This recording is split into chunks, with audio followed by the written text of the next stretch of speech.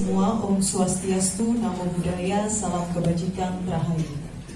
Yang terhormat Bapak Kepala SMA Negeri 1 Curing, Bapak Imam Nur Samsudin SD, MPD, dan yang kami hormati Ibu Suswohadiningsih sebagai Wakil Kurikulum SMA Negeri 1 Curing, dan juga Ibu Indah Dwi Lestari yang hari ini akan berperan sebagai pemateri dalam diseminasi konsep-konsep inti budaya positif. Bapak Ibu yang saya hormati, pertama marilah kita panjatkan puji syukur kehadirat Allah Subhanahu wa Ta'ala, Tuhan yang Maha Esa, karena atas berkat rahmat dan hidayahnya kita semua bisa berkumpul di tempat ini dalam keadaan sehat walafiat. Tak lupa salawat serta salam juga kita limpahkan kepada junjungan kita Nabi Muhammad SAW, Nabi yang syafaatnya selalu kita tunggu-tunggu hingga yaumil akhir nanti.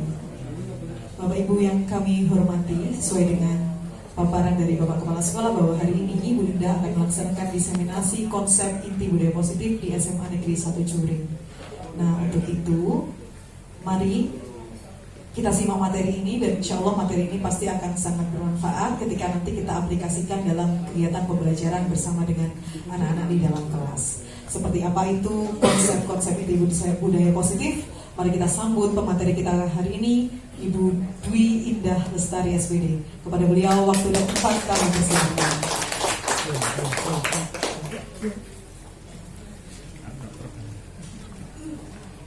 Assalamualaikum warahmatullahi wabarakatuh. Selamat siang Bapak Ibu Guru semua. Selamat siang. Ucapkan terima kasih sebelumnya kepada Bapak Imam Nur Samsudin selaku Kepala Sekolah SMA 1 Curing yang sudah meluangkan waktunya untuk hadir di acara diseminasi saya, yaitu terkait konsep-konsep inti budaya positif. Kemudian juga yang terhormat Bu Sri Ibu Siswa Hariningsih Gengapunten, terima kasih sudah meluangkan waktunya, dan juga rekan-rekan semuanya, Bapak Ibu Guru semua, terima kasih sekali sudah bisa hadir di acara saya. Sebelum saya memulai, di sini saya ada pantun sedikit, Bapak Ibu. Mohon maaf jika pantunnya kurang berkenan, rujak soto berat enak rasanya, apalagi dimakan bersama-sama. Kemudian mohon izin Bapak Ibu Guru semua untuk menyimak diseminasi saya. Bisa dimulai slide-nya, ya. Baik Bapak Ibu, sebelum kita ke materi di sini mungkin saya memperkenalkan terlebih dahulu untuk fasilitator saya, yaitu Bapak Toto Riwanto. Kemudian pengajar praktik saya yaitu Bapak Rois Amrullah Akbar. Beliau adalah guru di SMA N1 Muncan. Berikutnya Bu Adhar. Nah, Bapak Ibu, di sini tujuan diseminasi saya ada dua, ya Bapak Ibu, yaitu ada tujuan yang khusus. Kalau tujuan khusus itu adalah untuk memenuhi tugas guru penggerak di modul 1.4, yaitu terkait budaya positif. Untuk tujuan diseminasi secara umum, yang pertama adalah untuk meningkatkan pengetahuan dan pemahaman warga sekolah tentang konsep-konsep inti budaya positif. Kemudian untuk tujuan umum yang berikutnya adalah diharapkan nanti setelah diseminasi dapat menumbuhkan budaya positif di kelas dan di sekolah. Seperti itu Bapak Ibu. Monggo. Nah, sebelum kita masuk ke materi Bapak Ibu, di situ ada pertanyaan pemantik. Apakah Bapak Ibu semua setuju dengan pertanyaan yang tertera di monitor? Untuk yang pertama adalah hukuman itu dapat mendisiplinkan anak. Bapak Ibu, apakah jenengan semua setuju? Apakah setuju Bapak Ibu? Hukuman dapat mendisiplinkan anak. Ini jawabannya antara dua, setuju atau tidak setuju? Tidak setuju, nggih. Baik. Berikutnya adalah yang kedua, pemberian hukuman dengan hal positif seperti seperti membaca atau membersihkan halaman sekolah dapat meningkatkan disiplin anak. Bapak Ibu, menurut jenengan, apakah jenengan setuju dengan pernyataan itu atau tidak setuju?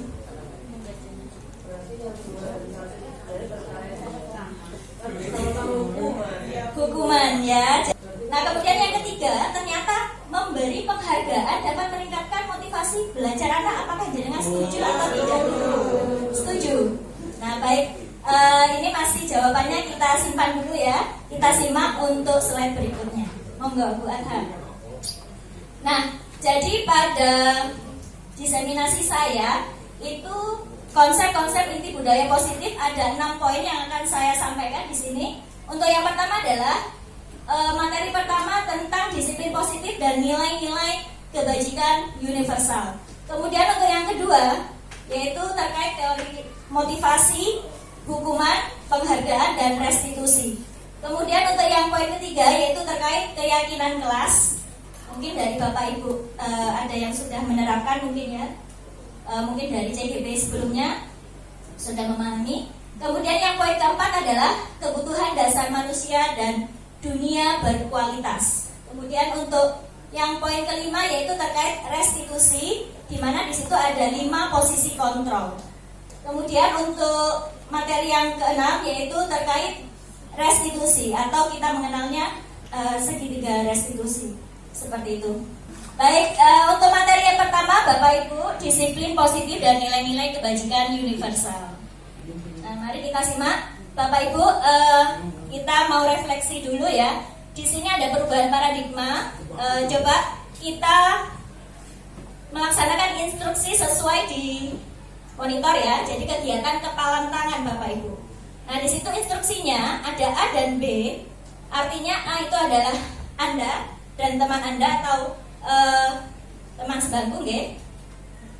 Nah, di sini sobeklah secari kertas kecil, anggap saja jenengan menyobek kertas nggih.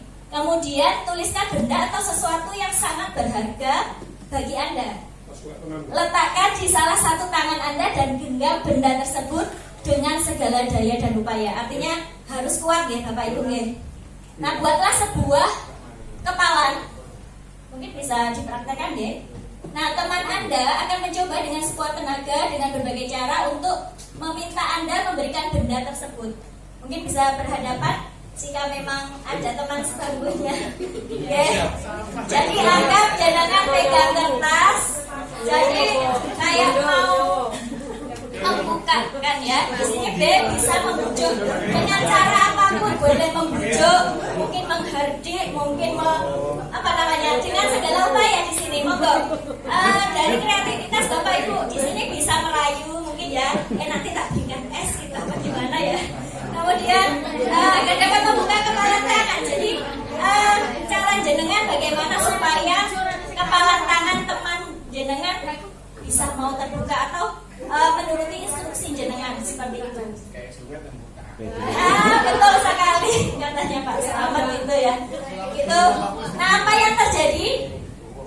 Apakah rekan jenengan dengan mudah membukakan kepala tangan atau seperti apa? Tidak, ya apalagi kalau isinya uang katanya Pak Selamat tadi. Nah, isinya kertasnya apa gitu. Nah, di sini langsung dibukakan, berarti ada yang membukakan mungkin karena kasihan, karena sudah berupaya tuh kok mesak nih gitu ya. Jadi mungkin akhirnya dibukakan. Mungkin ada juga yang kekeh, nggak mau, ini barang berharga bagi saya, mungkin seperti itu. Nah, di sini untuk ilusi kontrol ya, jadi guru mengontrol murid itu jadi ada beberapa macam ilusi ya. Jadi untuk yang pertama adalah ilusi guru mengontrol murid. Jadi kita biasanya kalau di kelas itu kan kita yang mengendalikan murid ya, kebanyakan. Ya, jadi misalkan ada tingkah yang aneh-aneh kan, kita menginstruksikan untuk mengikuti apa maunya kita, seperti itu ya rata-rata ya. Apalagi yang membandel seperti itu ya. Kalau guru matematika gimana ini? Termasuk saya, gimana Pak Rio? Oh enggak, alhamdulillah ya. Kecuali Pak Agus kayaknya. Nah, berikutnya adalah ilusi bahwa kritik dan membuat orang merasa bersalah dapat menguatkan karakter. Ya. Jadi di situ kritik dan membuat orang merasa bersalah dapat menguatkan karakter. Mungkin atau sebaliknya ya. Karena kritik itu kan membuat down ya bagi si penerima kritik itu sendiri. Nah, kemudian ilusi bahwa semua penguatan positif itu efektif dan bermanfaat. Nah, kalau penguatannya positif, insya Allah di sini akan berjalan efektif dan hasilnya itu dampaknya akan baik untuk siswa tersebut. Kemudian ilusi bahwa orang dewasa memiliki hak untuk memaksa. Nah, ini memaksa dalam hal apa ini? Mungkin jenengan posisi sebagai orang tua dan anak ya. Kadang kan orang tua itu kekeh harus mengikuti, ayo ikut les, ayo ikut ini, itu dan sebagainya. Akhirnya apa, anaknya sampai stres. Jadi kadang anak ada yang seperti itu. Monggo dilanjut. Nah, di sini perubahan paradigma stimulus respon teori kontrol. Nah, sebetulnya siapa sih sesungguhnya yang memiliki kontrol itu? Tadi kita sudah praktekkan ya Bapak Ibu ya. Nah, ternyata yang memiliki kontrol itu sendiri siapa? Nah, di sini betul ya. Kalau kita simak di situ, jadi ada stimulus respon, ya. Jadi ada apa ya? Sebab akibat seperti itu. Kita mencoba mengubah orang agar berpandangan sama dengan kita. Tadi kan jenengan bersikukuh, ayo harus dibuka misalnya seperti itu ya. Tapi kalau teori kontrol, kita berusaha memahami pandangan orang tentang dunia. Nah, sedangkan poin berikutnya, jam 10 dimulai. kalau teori kontrol, semua perilaku memiliki tujuan, dan itu juga Bapak Ibu, hanya Anda yang bisa mengontrol diri Anda. Jadi betul apa yang disampaikan oleh Pak Rio tadi, bahwa yang dapat mengontrol itu adalah diri kita sendiri ya. Sekalipun kita sudah berusaha sampai upaya apapun, kalau orang atau lawan kita tidak mau atau atas motivasi diri membuka, maka tidak akan terbuka, kan seperti itu ya. Mungkin bisa dipahami Bapak Ibu, atau saya terlalu cepat? Oh, santai. Itu Bapak Ibu mungkin ada yang mau ditanggapi, betul? Lanjut? Atau kayaknya letih dan lesu ini? Oh enggak, ya alhamdulillah. Nah, berikutnya, nah ini ada peta konsep ya Bapak Ibu. Jadi disiplin positif menurut teori kontrol atau teori pilihan dari Dr. William Blackglaser ya. Jadi ini digagas oleh ilmuwan ya Bapak. Nah, di sini jadi ada 4 di situ 4 poin. Ada makna disiplin, kemudian ada teori motivasi, kemudian ada 5 posisi kontrol, dan yang terakhir di situ ada 5 kebutuhan dasar manusia. Itu saling berkaitan Bapak Ibu ya. Jadi nanti dari teori motivasi itu nanti akan membentuk nilai-nilai kebajikan universal. Kemudian untuk posisi kontrol itu nanti akan membentuk tujuannya nanti ke segitiga resolusi. Monggo lanjut. Nah, di sini kita masuk ke poin disiplin ya Bapak Ibu. Mungkin jenengan sudah tidak asing dengan makna disiplin ya. Apalagi SMAN 1 Jeloring, ngapunten Pak Imam, kita sangat disiplin sekali. Saya pertama masuk sini, saya mengacungi 100 jempol nih Bapak. Ya, iya 100 pinjam jempolnya siapa? Ya, jadi sangat luar biasa sekali ya di sekolah ini. Budaya positifnya alhamdulillah sudah mengakar mungkin ya. Kalau nggak ada generasi penerusnya mungkin mungkin nggak sampai di anak cucu kita nanti ya, seperti itu. Amin, mudah-mudahan diberikan panjang umur ya Bapak Ibu. Nah, di sini makna disiplin itu artinya adalah belajar, atau dari bahasa Latin disiplina ya Bapak Ibu. Kemudian makna asal dari kata ini berkonotasi dengan disiplin diri. Nah, di sini ada konsep disiplin diri dari murid-murid Socrates dan Plato, di mana disiplin diri ini membuat orang menggali potensinya menuju sebuah tujuan. Apa yang dia hargai menuju sebuah apa yang dia hargai. Jadi dikembalikan lagi ke masing-masing individu, ya. Hingga tujuan kita itu apa? Misalkan anak-anak, tujuan kamu mematuhi peraturan ini apa? Dikembalikan lagi ke masing-masing anak sendiri, seperti itu. Namun dalam budaya kita, makna kata disiplin ini berubah menjadi sesuatu yang dilakukan seseorang pada orang lain untuk mendapatkan kepatuhan ya. Jadi rata-rata anak-anak itu menjalankan disiplin karena patuh, mungkin karena terpaksa. Rata-rata seperti itu. Nah, kecenderungan umum adalah menghubungkan kata disiplin dengan ketidaknyamanan. Coba mungkin jenengan bisa tanya ke anak-anak, apakah kamu nyaman? Misalkan kayak datang tepat waktu seperti itu kan, mungkin ada yang tubuh masih ngantuk dan sebagainya. Ya mungkin tidak jauh-jauh kita sendiri ya Bapak Ibu, kita harus mengikuti aturan aturan sekolah. Jadi jam 6.45 kita harus sudah sampai di sini maksimal ya. Jadi langsung masuk kelas. Mungkin ada beberapa yang tidak nyaman seperti itu. Nah, lanjut di sini ada nilai-nilai kebajikan universal, di mana nilai-nilai adalah sifat-sifat positif manusia yang merupakan tujuan mulia yang ingin dicapai sebagai individu. Nah, di sini kaitannya nilai-nilai kebajikan yang ingin dicapai oleh setiap anak Indonesia, yaitu diimplementasikan pada profil pelajar Pancasila yang mencakup ada 6 dimensi itu ya Bapak Ibu ya. Oke, lanjut. Nah, ini ada nilai-nilai kebajikan universal yang lain, jadi tidak hanya terbatas di 6 dimensi itu, tetapi ada beberapa macam itu ya Bapak Ibu. Jadi tinggal lihat dari topiknya nih. Monggo lanjut. Nah, berikutnya adalah materi kedua. Kita sudah masuk ke teori motivasi, hukuman, dan penghargaan serta restitusi. Nah, jadi nanti kita akan membandingkan. Nah, di sini Bapak Ibu untuk teori motivasi perilaku manusia. Jadi motivasi itu dibagi menjadi dua, ada motivasi eksternal dan motivasi internal.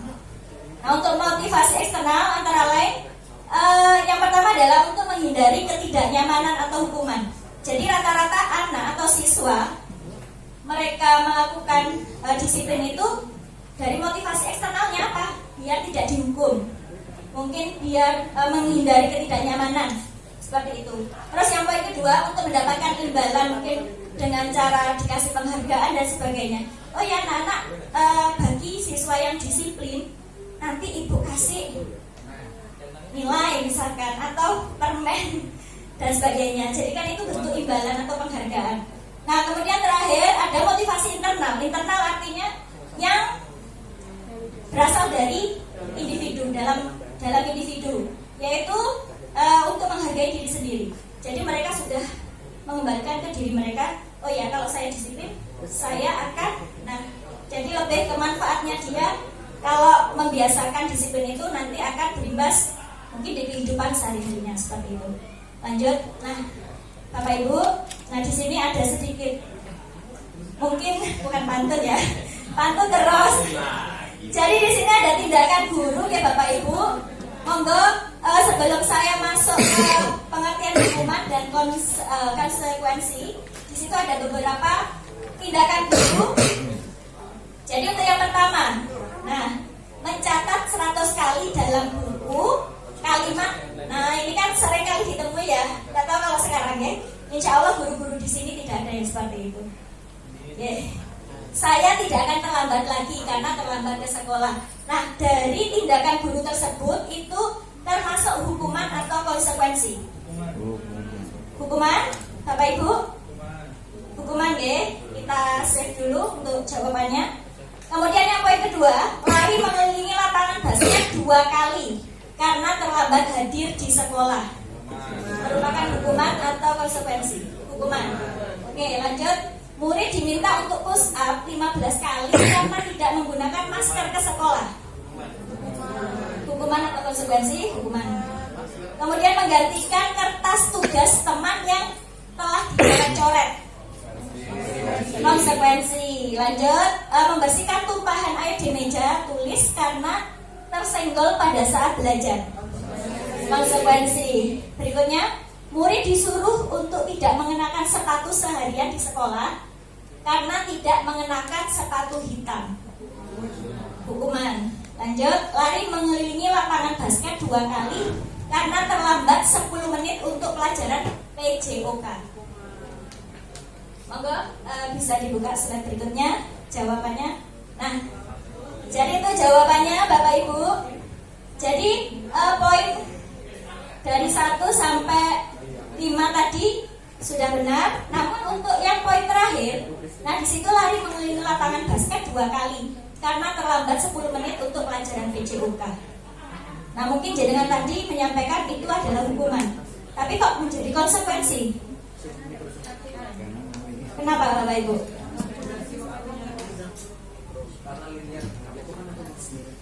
Oh ya, jadi kalau menurut Pak Dio karena linear dengan PJOK, karena memang Ya, jadi itu kan mengelilingi lapangan basket itu kan terkait juga aktivitas olahraga ya. Mungkin Pak Cahya, apakah pernah seperti itu? Oh, belum pernah, mungkin bisa dicoba. Oh, yang terlambat.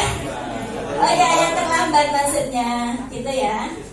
Oke, Bapak Ibu bisa dipahami terkait hukuman dan konsekuensi? Bisa nggih? Lanjut. Nah, di sini kita akan tampilkan ya. Jadi di situ ada perbedaan hukuman dan konsekuensi, di mana hukuman itu sesuatu yang menyakitkan, Bapak Ibu. Tadi sudah disampaikan bahwa yang sampai berapa kali, 100 kali itu kan hukuman fisik ya. Kemudian kalau konsekuensi sesuatu harus terjadi karena apa? Dia melanggar dan sebagainya, tapi relate sama yang dilakukan. Oke. Kemudian membuat anak sakit. Nah, ini juga fisik. Jadi hukuman itu selain dari menyakiti fisiknya, tapi juga hatinya, Bapak Ibu.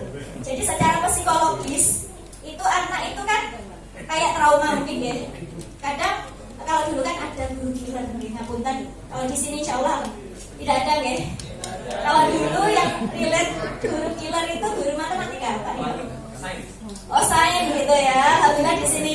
Kalau guru zaman dulu iya, kalau sekarang tidak ada insya Allah. Nah, berikutnya anak membenci kedisiplinan, anak menghargai itu ya Bapak Ibu. Jadi untuk hukuman mungkin ada yang menyebabkan apa? Mungkin ada yang bunuh diri mungkin sampean nggih. Mungkin ada kalau memang sudah betul-betul sangat ini hukumannya sangat mungkin sampai menciderai Bapak. Nah, selanjutnya lanjut Bu. Nah, di sini dihukum oleh penghargaan. Nah, mungkin jenengan loh kok aneh ya? Kok penghargaan itu termasuk dihukum? Nah, selama ini kan kita menilai penghargaan itu sesuatu yang bisa memotivasi anak-anak untuk lebih meningkatkan belajarnya nggih. Tapi kok ini sebaliknya dihukum oleh penghargaan. Ternyata Bapak Ibu, penghargaan itu, maaf saya agak mendekat karena kurang jelas nih. Jadi penghargaan itu menurunkan kualitas. Jadi anak-anak mau melakukan instruksi kita atau mengerjakan tugas kita asalkan dikasih penghargaan. Apalagi itu berupa barang dan sebagainya. Seperti itu ya. Jadi hati-hati dengan penghargaan Bapak Ibu, kadang bisa menjadi bumerang juga untuk kita. Nah, berikutnya penghargaan mematikan kreativitas. Jadi anak-anak apa maksudnya mematikan kreativitas itu? Anak-anak kan pengen cepat dapat penghargaan, akhirnya yang penting selesai. Kan gitu ya. Cepet-cepetan, yang penting bisa mengumpulkan, segera dapat penghargaan. Jadi dia tidak menikmati prosesnya. Nah, berikutnya penghargaan mengurangi motivasi intrinsik. Karena apa? Motivasi itu dari eksternal. Akhirnya dia nggak tumbuh dari dirinya sendiri. Seperti itu. Penghargaan tidak efektif, kemudian juga merusak hubungan. Nah, mungkin ada misalkan kayak pemberian siswa berprestasi kayak Michael yang juara 1, 2, 3 mungkin itu sesuatu yang positif ya, memberikan penghargaan atau reward, tapi juga menjadi bumerang juga. Mungkin kadang temannya sebangku itu iri dan sebagainya. Akhirnya apa? Hubungannya renggang karena merasa bersaing itu tadi. Mungkin itu nggih Bapak Ibu, bukan berarti saya menggurui boten nggih. Jadi tinggal memberikan kesadaran saja ke anak-anak bahwa tanpa ada penghargaan mereka motivasi dirinya harus ditumbuhkan seperti itu. Lanjut. Nah, selanjutnya kita ke restitusi Bapak Ibu. Mungkin untuk selain CGB di sini hal yang baru, apa sih itu restitusi? Nah, restitusi adalah proses menciptakan kondisi bagi murid untuk memperbaiki kesalahan mereka, sehingga mereka bisa kembali pada kelompok mereka dengan karakter yang lebih kuat. Jadi tujuannya itu lebih ke untuk memperbaiki kesalahan. Jadi mereka tidak berlarut-larut dalam kesalahan yang mereka lakukan. Nah, di sini restitusi merupakan proses kolaboratif yang mengajarkan murid untuk mencari solusi untuk masalah mereka. Nah, jadi mereka yang melakukan perbuatan kesalahan itu, tapi mereka sendiri yang menemukan solusinya. Jadi bukan guru yang menyuruh, oh kamu harus seperti ini, kamu harus seperti itu. Tidak. Jadi motivasi itu dari dia sendiri. Seperti itu ya. Lanjut ya. Nah, di sini ciri-ciri restitusi Bapak Ibu. Yang pertama adalah bukan untuk menebus kesalahan, namun untuk belajar dari kesalahan. Jadi perlu digarisbawahi, restitusi itu untuk belajar dari kesalahan, gitu ya. Kemudian yang kedua adalah memperbaiki hubungan. Yang ketiga, tawaran bukan paksaan. Jadi kita menawarkan ke siswa jadi tidak satu pihak ya. Jadi solusi itu tidak muncul dari gurunya, tapi tawar menawar. Bukan tawar menawar ya, tawaran. Kalau tawar menawar jual beli nanti. Berikutnya, restitusi menuntut untuk melihat ke dalam diri. Jadi itu tadi, jika si individu itu atau siswa itu menghargai dirinya sendiri, otomatis dia akan memperbaiki kesalahannya kan. Nah, berikutnya restitusi diri adalah cara yang paling baik. Restitusi fokus pada karakter bukan tindakan. Jadi untuk memperkuat karakternya, karakter baiknya. Kemudian restitusi itu fokus pada solusi, dan restitusi mengembalikan murid yang berbuat salah pada kelompoknya, seperti itu. Lanjut ya. Nah, di situ ada identitas ya. Jadi hukuman itu dikatakan identitas yang gagal. Sedangkan konsekuensi dan restitusi itu masuk pada identitas yang sukses. Jadi sebetulnya mungkin yang sudah pernah kita terapkan adalah konsekuensi nih. Cuma mungkin kekurangan kita tidak menawarkan ke anak-anak solusi dari masalahmu itu apa. Kamu ingin menjadi anak yang seperti apa? Kadang kita lupa akan menanyakan seperti itu ya. Jadi mereka kadang membutuhkan mungkin kebutuhan dasar seperti itu. Lanjut ya. Nah, ini keyakinan kelas ya Bapak Ibu. Nah, di situ ada pertanyaan pemantik, mengapa tidak peraturan kelas? Kenapa harus keyakinan atau kesepakatan kelas? Mungkin ada yang bisa memberikan tanggapannya Bapak Ibu? Monggo. Monggo yang lainnya. Nah, biasanya kan kenapa kok tidak peraturan kelas? Kenapa kok keyakinan kelas? Mungkin ada yang bisa memberikan tanggapannya. Monggo Bapak Ibu. Sesuai pemahaman saja, tidak apa-apa. Mungkin Bu Silvi atau Bu Rini. Kayaknya Bu Rini mau angkat tangan dari tadi. Monggo Bu Rini. Terima kasih waktunya Bunda. Kenapa kalau di kelas itu tidak peraturan? Kenapa kok harus keyakinan kelas gitu? Kalau peraturan itu kesannya maksa kalau menurut saya. Kalau keyakinan itu berasal dari diri dalam anak itu sendiri supaya melaksanakan hal-hal praktek baik. Luar biasa Bu Rini ya. Ya, betul sekali apa yang disampaikan oleh Bu Rini. Ya, terkait peraturan itu sifatnya memaksa dan hanya satu pihak. Oke. Sedangkan kalau keyakinan itu tadi motivasi dari dalam diri siswa itu sendiri. Jadi mereka kalau melaksanakan dengan kesadaran penuh ya, karena dia meyakini seperti itu ya. Lanjut. Nah, di sini kalau kita perhatikan memang berangkat dari peraturan kelas ya Bapak Ibu. Jadi setiap kelas itu pasti kan punya peraturan atau tata tertib. Nah, dari peraturan kelas itu kita buat menjadi keyakinan kelas. Cuma keyakinan kelas berdasarkan kesepakatan atau keyakinan. Jadi misalkan ada 20 peraturan nih, misalkan. Tapi yang mereka yakini hanya 10. Ya berarti itu. Jadi sifatnya tidak memaksa ya tadi ya. Nah, dari keyakinan kelas maka nanti diharapkan akan tumbuh lingkungan yang positif. Dari lingkungan positif berikutnya diharapkan bisa menjadi budaya positif seperti itu. Jadi ada tingkatannya, prosesnya seperti itu. Nah, di sini yang mana yang merupakan keyakinan kelas? Mengapa? Oke, Bapak Ibu di situ ada 2 contoh, mungkin berbeda dari penyampaian dari kalimatnya, nggih. Untuk yang pertama, data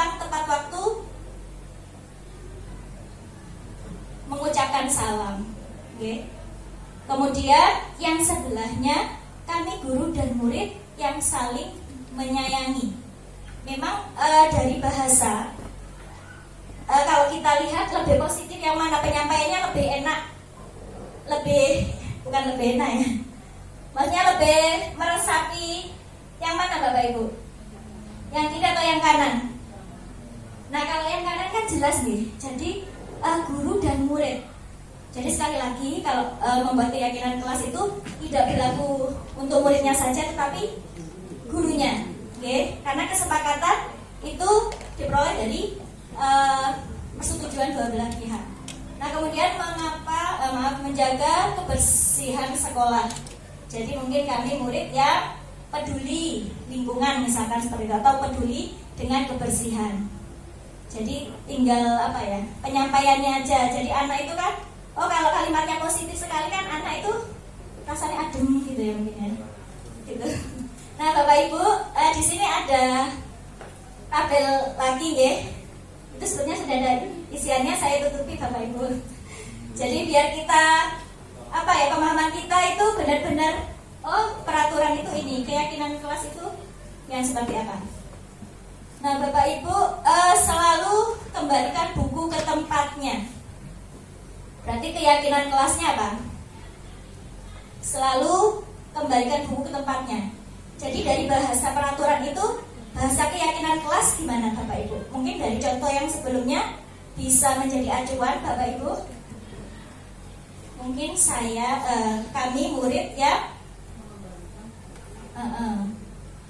seperti itu, atau bertanggung jawab ya. Di situ ada dilarang mengganggu orang lain.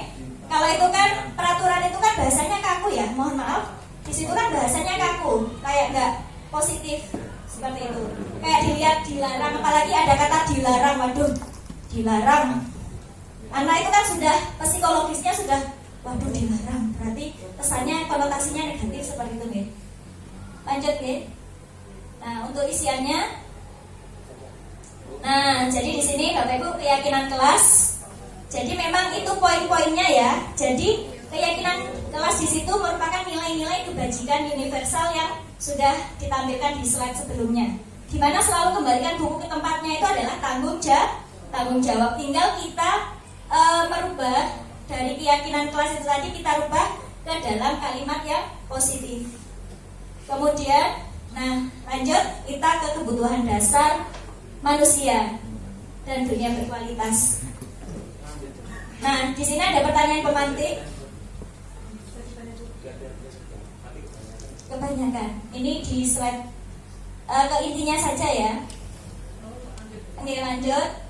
Pertanyaan pemantik tidak usah. Nah, kebutuhan dasar manusia itu terdiri dari ada 5 poin Bapak Ibu. Jadi ada penguasaan atau power, kemudian ada freedom atau kebebasan, kemudian ada belonging yaitu kasih sayang dan rasa diterima, dan yang terakhir yang keempat itu fun atau kesenangan, dan yang terakhir adalah survival atau bertahan hidup.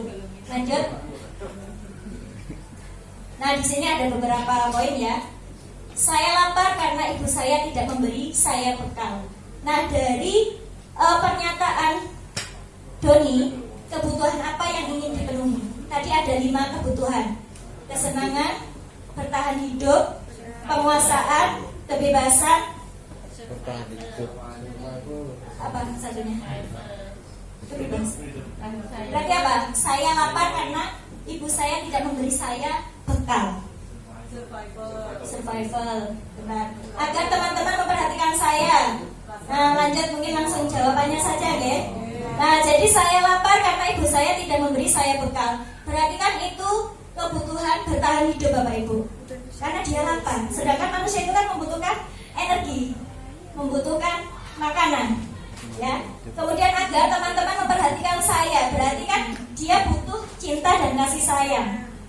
Nah, berikutnya saya hebat. Saya hebat kan Bu, teman-teman jadi takut semua. Nah, ini penguasaan, dia merasa bangga. Kemudian saya bosan sama bekal yang diberikan ibu saya. Nah, ini kebebasan. Nah, mungkin seringkali kalau kita implementasikan di kelas, Bu saya bosan Bu, jam terakhir. Berarti dia kepengen kebebasan juga nih. Tapi kebebasan dalam hal yang lain ya Bapak Ibu. Kemudian saya senang mengganggu teman-teman, habisnya wajah mereka jadi lucu-lucu. Nah, di sini juga bagian dari kesenangan seperti itu, ya.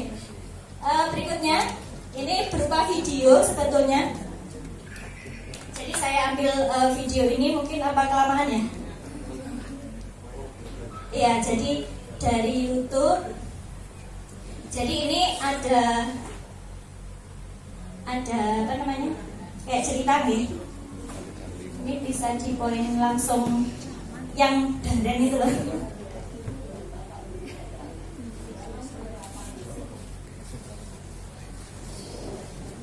Oh, nggak bisa. Oke, lanjut saja ya. Coba. Ngapunten ya Bapak Ibu sudah mengganggu waktu jenengan. Mudah-mudahan jadi amal baik semua. Amin. Buat apa? Oke. Kalian film ya Allah. Oh ya, maunya saya kasih ice breaking tapi kayaknya ribon. Mungkin mau relax dulu sebentar. Ya, tapi lagu balita Bu, coba Bu. Balita kita kembali ke masa. Nah ini kan, ini Bu. Kita relax dulu ya Bapak Ibu. Saya juga biar relax juga. Oke, jadi meskipun suaranya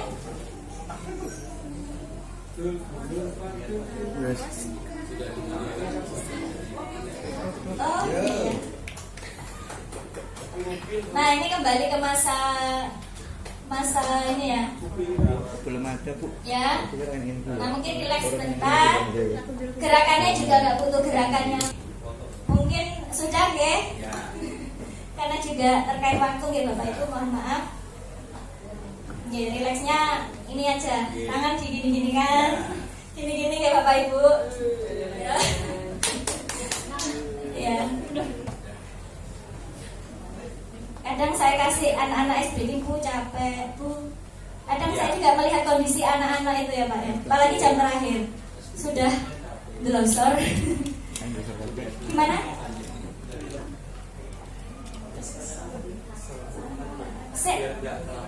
Oh ya, tanya dulu gitu. Nggih, monggo. Pak. Terima kasih.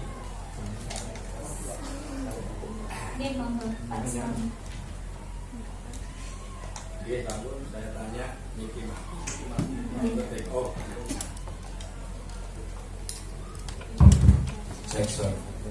Terima kasih, mohon maaf Ibu. Saya tanya dulu, ini pertanyaan pemantik saya. Jenengan sholat itu takut neraka atau pengen ke surga? Pengen ke surga. Pengen ke surga. Nah, padahal lebih banyak definisi takwa itu menurut fikih itu justru takut, bukan ingin ke surga. Katanya kalau ingin ridhonya Allah kan gitu. Ini artinya kan cuma permainan kalimat saja. Jadi saya membaca antara hukuman dan konsekuensi itu. Konsekuensi itu akibat langsung. Saya baca di beberapa literatur itu jangan menyampaikan sedangkan hukuman itu adalah sebuah proses yang sudah melalui kalau katakanlah prosedur, itu namanya hukuman. Di salah satu mahasiswa IAIN sudah membuat penelitian, makanya nanti saya minta rujukannya. Jangan kok bisa mendefinisikan hukuman begini, tadi konsekuensi seperti ini.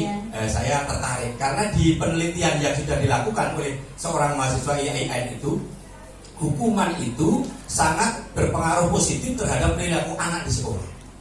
Ini hukuman.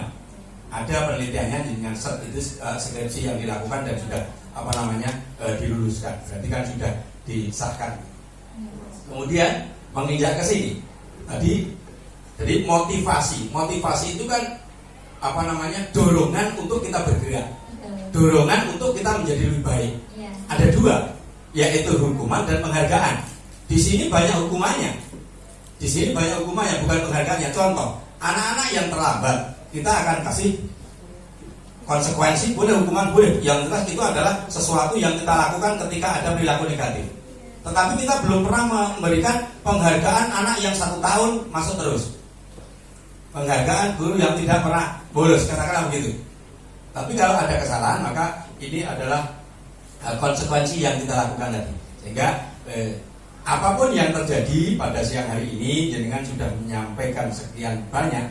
Tadi di SMA Turing itu peraturan atau keyakinan kelas? Ya peraturan. Kalau keyakinan kelas monggo jenengan tanya. Anak-anak itu inginnya yang mana, kan belum melahirkan tanya juga.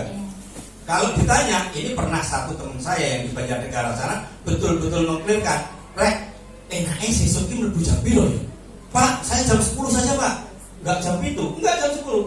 Karena kesepakatan, keyakinan kelas. Ya wis, jam 09 yo, sesuk jam 09 tenan.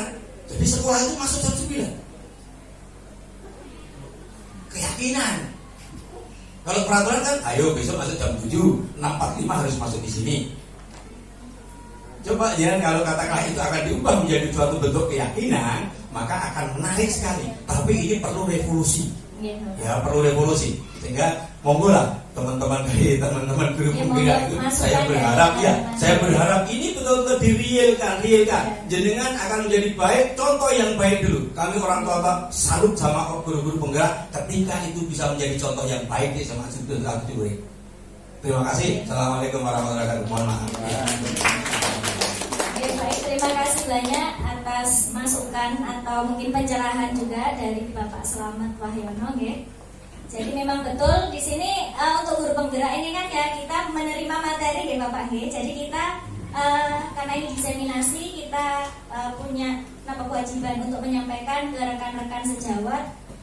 Seperti itu diharapkan nanti setelah adanya diseminasi dapat diimplementasikan ke semua warga sekolah seperti itu. Mungkin benar juga ya untuk hukuman itu mungkin ya dari konteksnya ya. Kalau hukumannya masih tingkatannya tidak menyakiti secara fisik mungkin masih bisa. Jadi memang kalau di Turing itu semuanya konsekuensi sebetulnya. Oke, konsekuensi. Tapi tadi Bapak untuk hukuman ini kan identitas gagal. Karena kita melihat dari dampaknya. Dampaknya itu kadang ada anak dihukum bisa berubah, tapi juga ada anak mungkin dari guru BK ya kayak Mbak Mia mungkin ya, mungkin banyak sekali sudah pakai cara apapun, kok tetap dikasih konsekuensi gini, kok tetap seperti itu.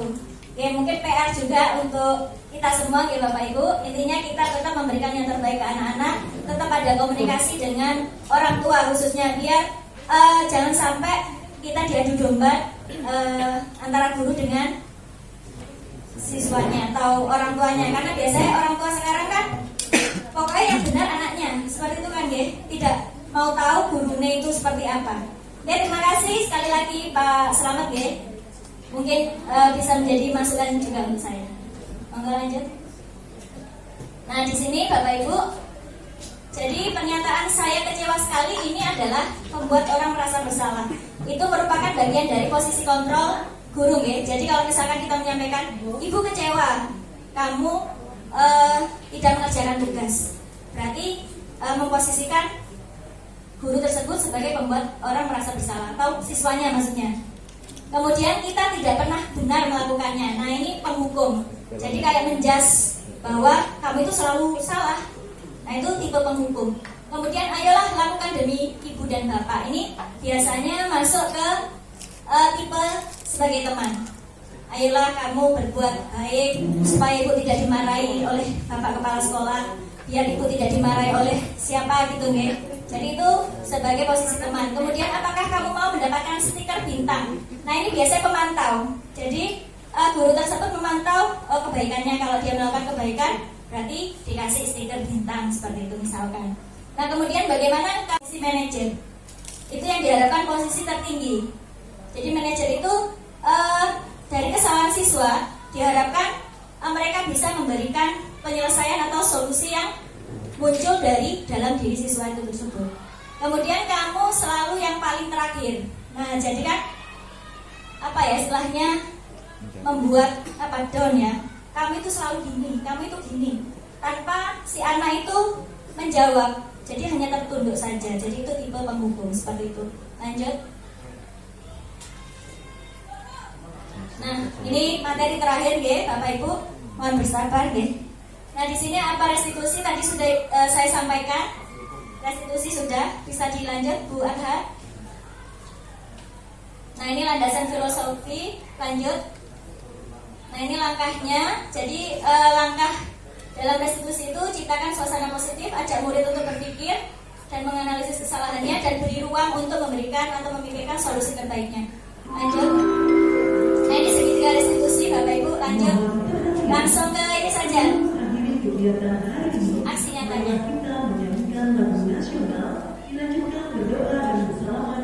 Nah, ini Bapak Ibu. Jadi ini aksi nyata yang sudah saya lakukan kemarin, ya. Nah, ini sebelum saya melakukan diseminasi, saya membuat terlebih dahulu rancangan tindakan aksi nyata, di mana rancangan itu yang pertama adalah saya meningkatkan pengetahuan dengan melakukan diseminasi ini, kemudian menumbuhkan motivasi melalui penyusunan keyakinan kelas, dan yang terakhir adalah menumbuhkan budaya positif di kelas dan di sekolah. Lanjut. Nah, ini Bapak Ibu yang sudah saya lakukan. Jadi ini saya lakukan di minggu yang lalu, ya. Jadi di sini karena saya wali kelas 10-2, saya sudah mempraktekkan untuk menyusun keyakinan kelas di kelas kami. Untuk yang pertama di situ saya menyampaikan apersepsi dulu. Mungkin anak-anak masih asing dengan kata-kata keyakinan kelas, yang mereka tahu adalah peraturan kelas. Makanya saya memberikan apersepsi terlebih dahulu. Berikutnya di sini rujukannya saya mengambil dari tata tertib sekolah kita. Nah, dari situ saya membagikan, saya share, ya. Jadi dengan cara mengidentifikasi dari peraturan tadi mana yang diyakini oleh siswa 10-2. Nah, selanjutnya dari mengidentifikasi tadi saya bagikan post-it. Mereka saya minta untuk menuliskan mana yang keyakinan yang mereka yakini, ya. Kemudian menempelkannya di tempat yang sudah saya sediakan. Nah, selanjutnya dari bentar. Nah, jadi setelah anak-anak menempelkan tadi, nah dari situ mengubah peraturan. Jadi ini langkah untuk membuat keyakinan kelas. Setelah anak-anak menempelkan, karena masih berbentuk peraturan, ya. Di situ secara bersama-sama kami mengubah peraturan yang sudah dibuat dengan kalimat positif. Jadi artinya di sini menghindari kata dilarang, tidak, dan sebagainya. Lanjut. Nah, dari kegiatan mengubah kalimat positif tadi, menyatukan peraturan-peraturan yang sudah dibuat menjadi nilai kebajikan Bapak Ibu. Dan yang terakhir, di sesi terakhir itu biar benar-benar persetujuan itu benar-benar resmi, ya. Jadi saya minta di akhir itu ada penandatanganan persetujuan keyakinan kelas. Jadi sudah kami lakukan, ya. Lanjut. Nah, di sini hasil keyakinan kelas 10-2, kami guru dan murid, ya, jadi ada 11, sebetulnya ada 20. Cuma yang kalimat hampir sama-sama saya jadikan 1. Karena kalau terlalu banyak kan kurang efektif sebetulnya. Lanjut. Nah, peraturan yang sudah dibuat menjadi keyakinan kelas yang dilaksanakan sebagai bentuk kesepakatan bersama, dan jika melanggar maka akan diberikan konsekuensi sesuai kesepakatan bersama. Nah, berikutnya mungkin nah ini kemarin saya melaksanakan penerapan segitiga restitusi. Jadi ada 3 poin Bapak Ibu. Jadi langkahnya itu yang pertama adalah menstabilkan identitas dulu. Jadi ini saya mengambil videonya di ruang BK karena memang tempatnya lebih aman, ya. Jadi ini mungkin ngapunten, ya, saya sudah izin sama Bu Christine, ya, Sofia, yang mungkin Bapak Ibu sudah tahu permasalahannya kemarin. Jadi akhirnya saya buat untuk aksi nyata saya. Nah, jadi mungkin percakapannya tidak begitu terdengar. Jadi langkah pertama adalah menstabilkan identitas. Jadi kita bahwa manusia itu tidak ada yang sempurna. Jadi kita kembalikan lagi. Berbuat salah itu wajar, maksudnya manusiawi Bapak Ibu. Demikian juga dengan kita, mungkin juga pernah melakukan kesalahan. Nah, setelah menstabilkan identitas, berikutnya adalah kegiatan kita adalah memvalidasi. Jadi menanyakan kepada siswa tersebut apa alasan dia melakukan hal tersebut.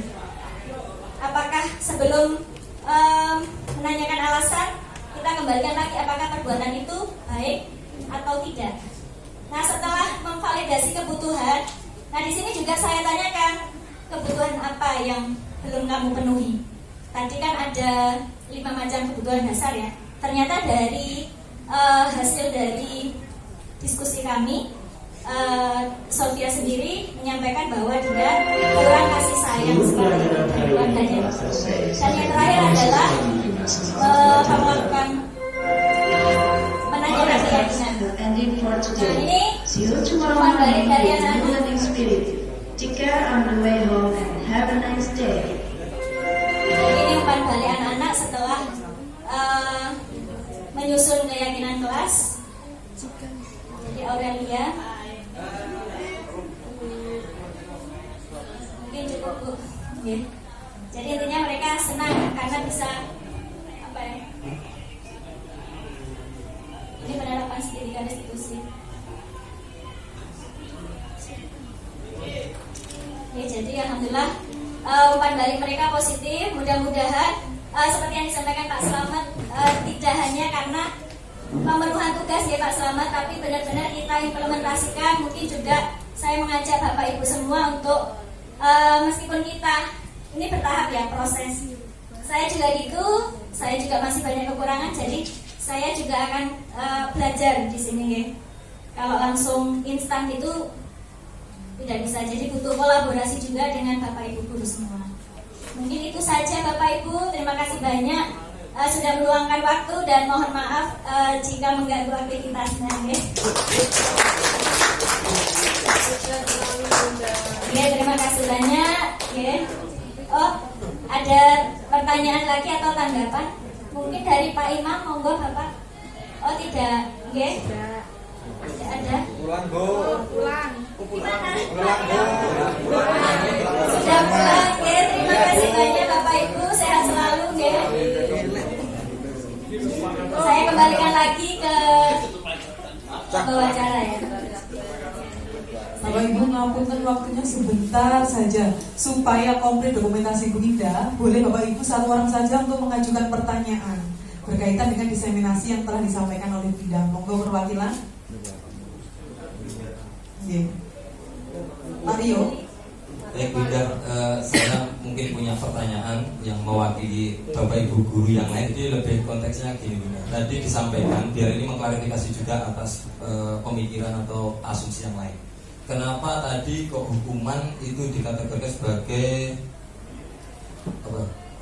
Gagal tadi? Ya, identitas gagal, sedangkan konsekuensi atau bahkan restitusi itu menjadi identitas sukses juga. Itu mohon diperjelas kembali makna dari kenapa hukuman itu kok identitas gagal, sedangkan konsekuensi atau restitusi itu identitas sukses. Biar ini akan menjawab semua pertanyaan. Terima kasih Pak Rio ya. Jadi mungkin kita flashback ke slide sebelumnya ya. Nah di sini saya juga belajar, mohon jika memang apa ya jawaban saya kurang berkenan, mungkin ada pendapat lain, monggo. Oh dari tadi mana? Iya itu maaf ya. Oh kiri sebentar.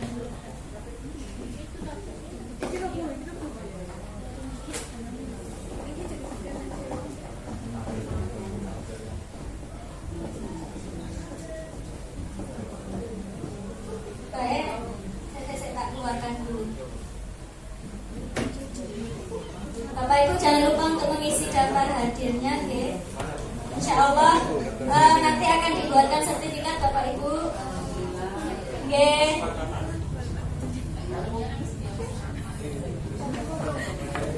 Oh ini. Ya, jadi sebetulnya Bapak biar tidak kok saya berani menampilkan ini karena ini memang dari sumber dari modul guru penggerak ya. Jadi saya tidak mengarang indah Bapak Ibu. Jadi identitas gagal hukuman karena di sini konotasinya di sini negatif Bapak Ibu. Jadi lebih ke dampaknya.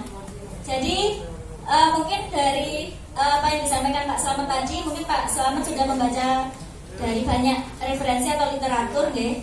Nah di sini sesuatu yang menyakitkan. Jadi itu kan hal yang negatif, menyakitkan. Karena rata-rata hukuman ini rata-rata, ya.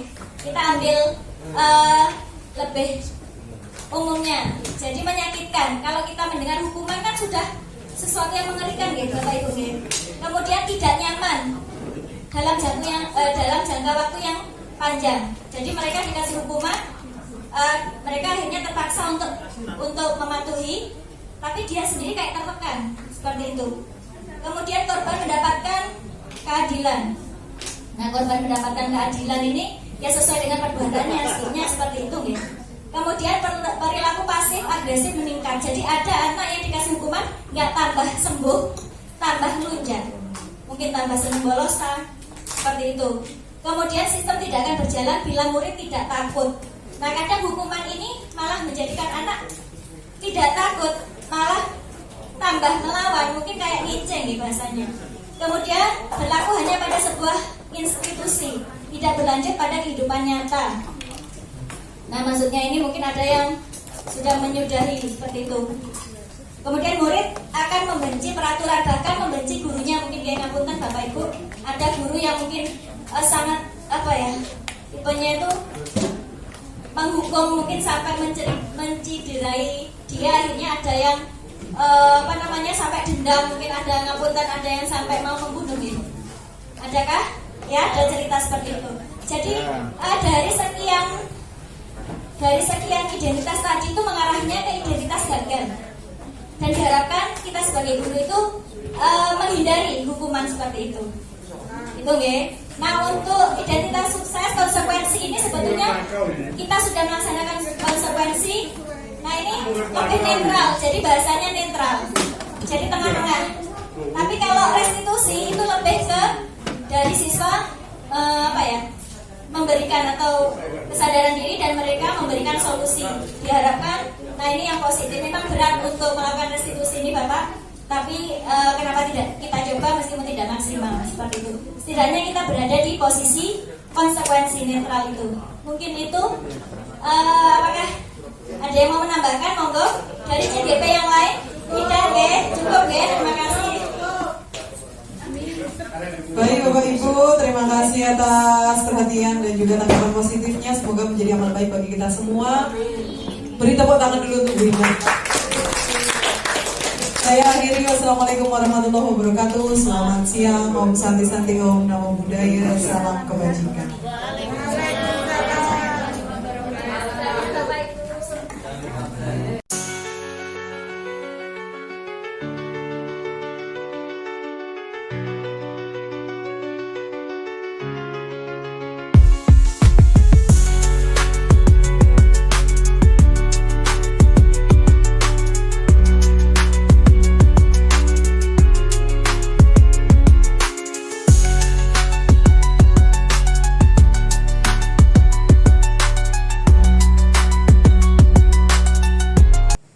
Assalamualaikum warahmatullahi wabarakatuh.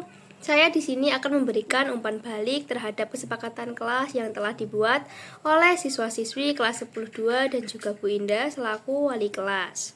Yang pertama pastinya perasaan saya adalah senang karena dengan adanya kesepakatan kelas tersebut maka kelas akan menjadi lebih terarah, terstruktur, dan teratur. Kesepakatan kelas ini juga bermanfaat bagi siswa-siswinya, yaitu dapat melatih sikap disiplin, sikap bertanggung jawab, dan juga kita dapat meningkatkan perilaku-perilaku kita menjadi lebih baik lagi. Harapannya adalah semoga kesepakatan kelas ini dapat berjalan dengan baik dan lancar. Dan juga semoga siswa-siswi kelas 10-2 dapat mengimplementasikan segala peraturan-peraturan yang ada dalam kesepakatan tersebut dengan baik. Mungkin sekian yang dapat saya berikan untuk umpan balik ini. Wassalamualaikum warahmatullahi wabarakatuh. Assalamualaikum warahmatullahi wabarakatuh. Perkenalkan, nama saya Citra Aulia Putri dari kelas 10-2.